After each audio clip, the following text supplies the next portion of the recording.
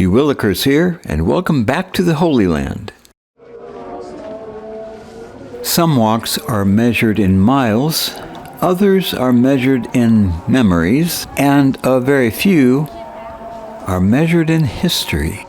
The trek from the Mount of Olives into the Kidron Valley is much longer than I thought it would be, having looked at the guidebook. Long, hot, and intense. Under the blazing Jerusalem sun, even the path underfoot is melting and slippery. Every footstep needs to be carefully placed. Meanwhile, at this very moment, Muslims throughout the city are being called to prayer.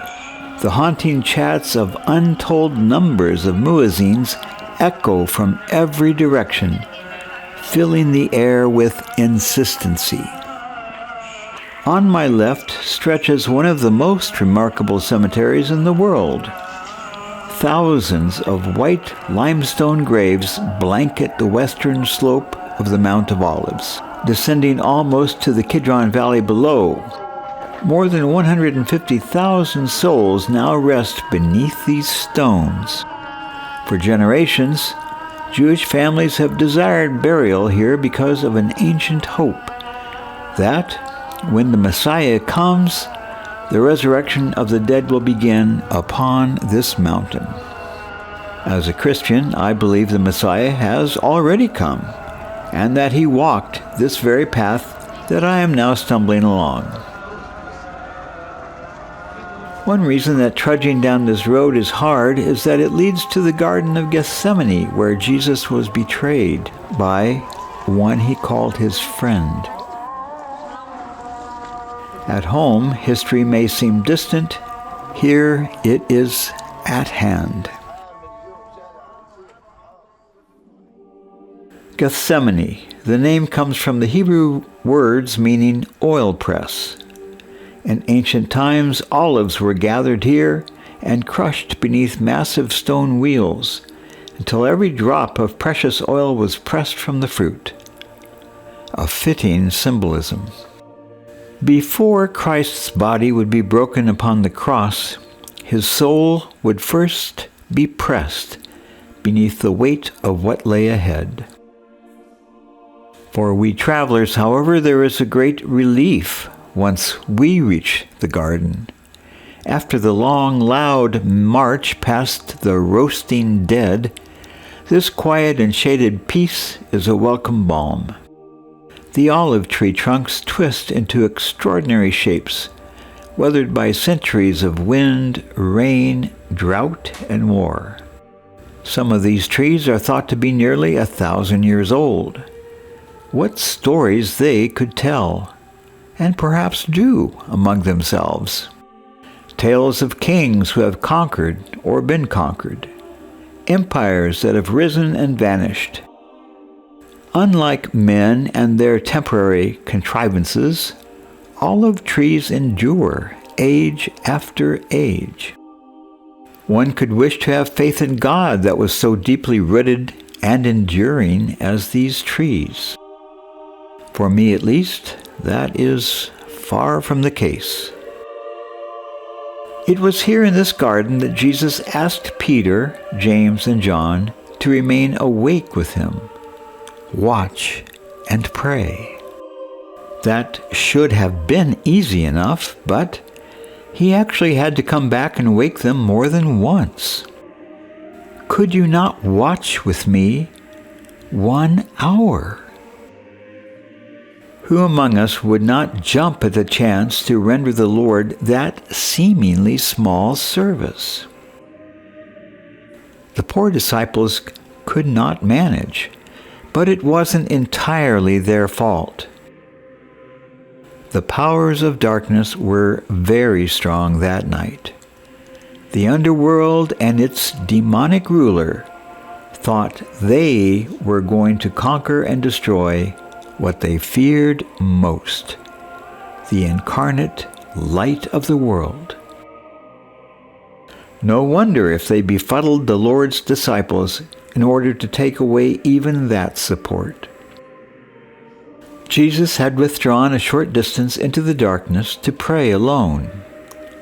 St. Luke tells us that his sweat became like great drops of blood falling to the ground. The suffering of Christ did not begin when nails pierced his hands. It began here, in solitude and prayer. The garden appears peaceful. Its history is anything but. Just beyond the olive trees rises the Church of all nations. It is actually part of the Garden of Gethsemane. Built during the early 20th century upon far older foundations, the church was designed by the Italian architect Antonio Barluzzi. Its construction was supported by donations from many different countries, giving rise to the beautiful name by which it is now known, the Church of all Nations. The broad facade catches the sunlight, while above the entrance a magnificent mosaic portrays Christ standing between humanity and the Father's will. Even before stepping inside, the building quietly prepares the visitor for what awaits. Crossing the threshold, everything changes. The brilliant Jerusalem sunlight disappears. The interior is intentionally dim. Soft purple and deep blue stained glass filters the daylight until it resembles perpetual evening. Barluzzi wanted pilgrims to feel as though they had stepped back into the night of Christ's agony. Many churches lift our eyes toward heaven through radiant light. This church first leads us into darkness. Not the darkness of despair, but the darkness of surrender. At the center of the sanctuary lies an exposed section of bedrock, enclosed by a simple wrought iron crown of thorns. According to ancient Christian tradition, this is the rock upon which Jesus prayed during those terrible hours before his arrest. My Father, if it be possible, let this cup pass from me. Nevertheless, not as I will, but as you will. No prayer has ever changed the course of history more completely than those few words. It was here that Christ accepted the cross before he ever carried it.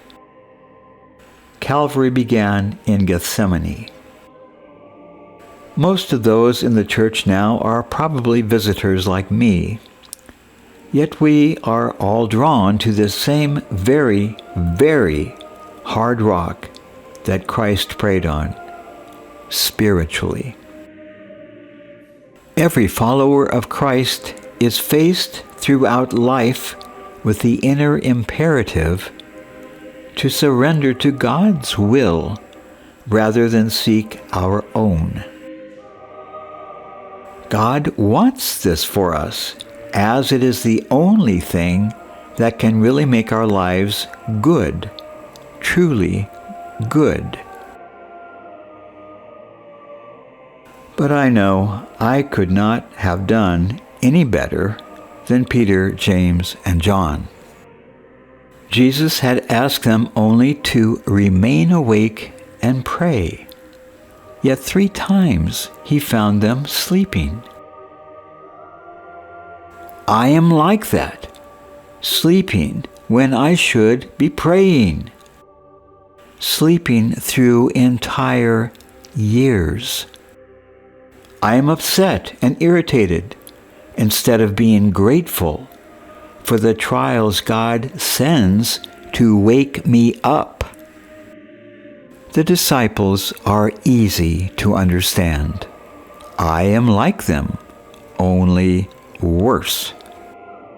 Though I hope never to be in the same camp as the outlaw Judas, a kiss his weapon of death. When Jesus had completed his prayer, accepting the Father's will, Judas made his appearance. The arrest began, but no one took Christ's life from him involuntarily. He had already surrendered it.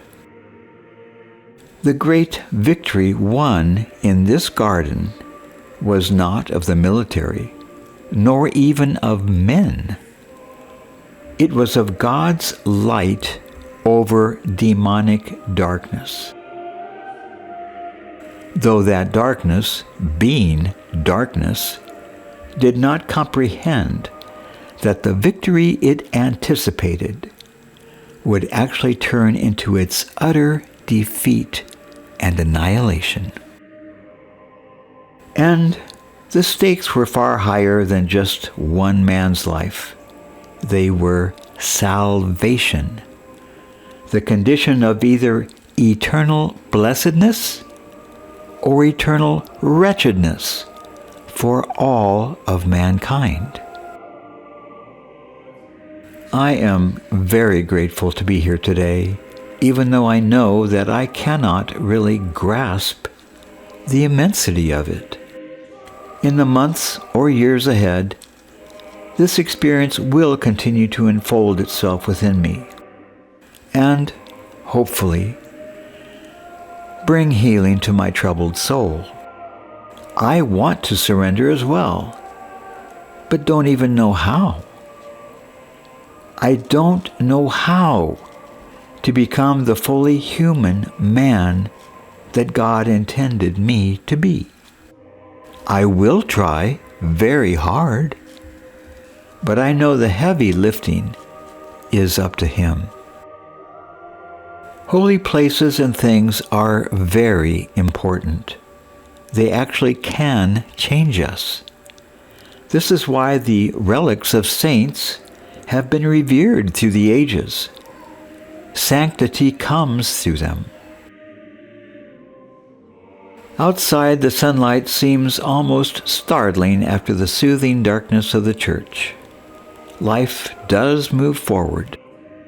And in every person's life there is a Gethsemane, an opportunity to surrender. It is only an opportunity, as God does not violate anyone's free will. But He asks us to choose, and encourages us to choose Him.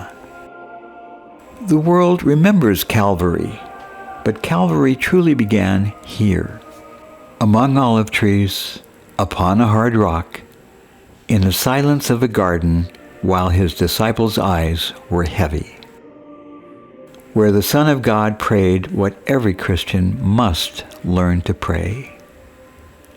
Not my will, but yours.